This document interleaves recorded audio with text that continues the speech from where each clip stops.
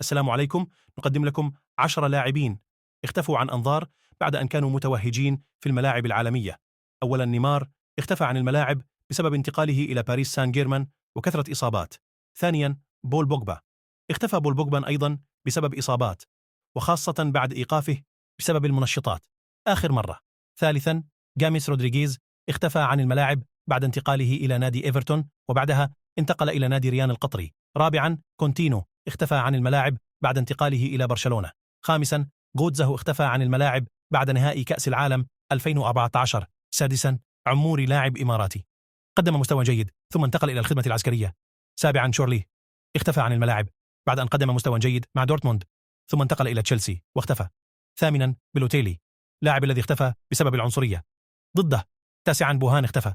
هذا لاعب بعد مقارنته بميسي 10 بات وتوهج. هذا لاعب في ميلان ثم اختفى عن الأنظار